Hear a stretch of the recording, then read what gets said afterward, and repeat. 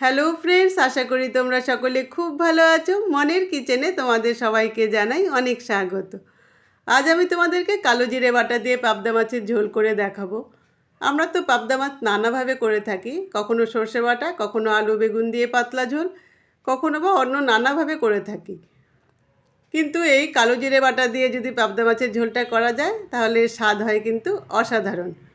খুব কম সময়ে এবং অল্প কিছু মশলা দিয়ে কিন্তু এটি খুব ঝটপটভাবে করে ফেলা যায়।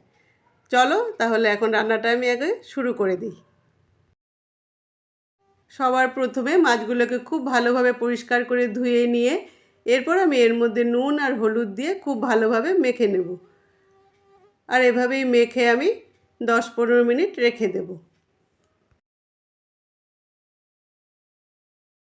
এরপর গ্যাসে কড়াই বসিয়ে দিয়ে তাতে পরিমাণ মতন তেল দিয়ে দিয়েছি। তেল যখন খুব ভালোভাবে গরম হয়ে গেছে তখন কিন্তু আমি গ্যাসের আঁচটা একদম কমিয়ে দিয়েছি। তো এখন এই কম আঁচে কিন্তু আমি সবকটি মাছ খুব ধীরে ধীরে ভেজে তুলে নেব।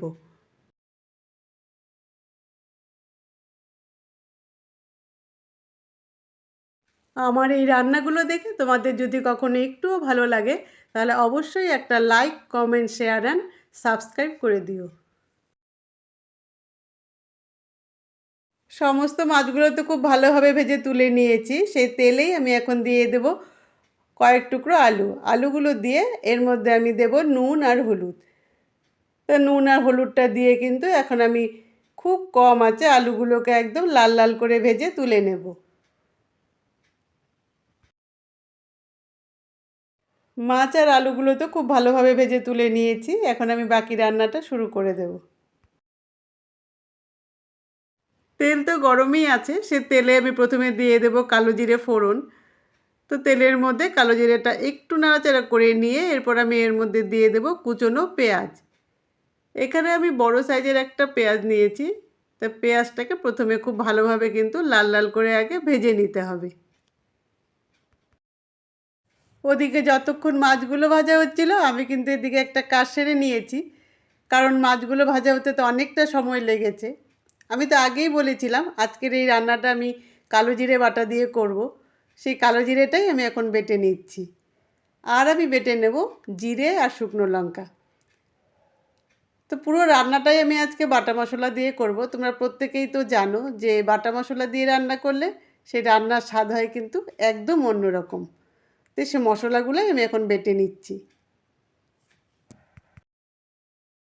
পেঁয়াজ তো খুব সুন্দর লাল লাল করে ভাজা হয়ে গেছে। এখন আমি এর মধ্যে দিয়ে দেব জিরে আর শুকনো লঙ্কা বাটা, স্বাদ অনুযায়ী নুন আর হলুদ। এই সমস্ত কিছু দিয়ে আমি কিন্তু এখন খুব ভালো করে বেশ খানিকক্ষণ কষিয়ে নেব। কেননা এটা জিরে বাটা দিয়ে করছি, তাই কষিয়ে নিতে কিন্তু একটু বেশ খানিকক্ষণ সময় লাগবে। পেঁয়াজের সাথে জিরে আর শুকনো লঙ্কা বাটা তো খুব ভালোভাবে কষানো হয়ে গেছে।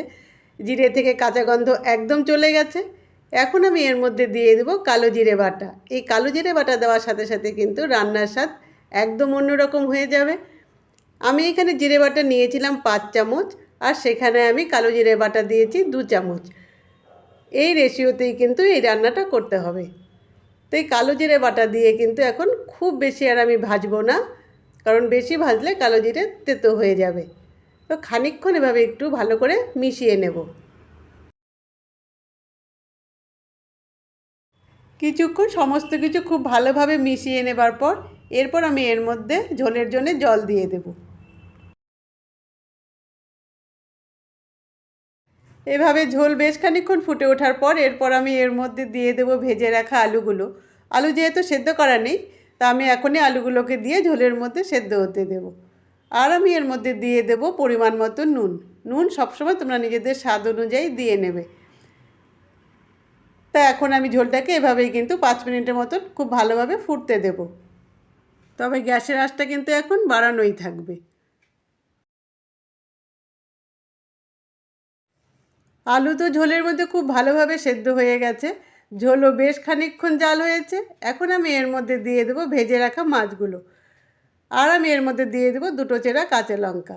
তো এই ঝোলের মধ্যে মাছটাকে এখন 5 মিনিট খুব কম আঁচে হতে দেবো। খুব বেশি আর ফোটানোর দরকার নেই, কেননা পাবদা মাছ এমনিতেই খুব সফট হয়।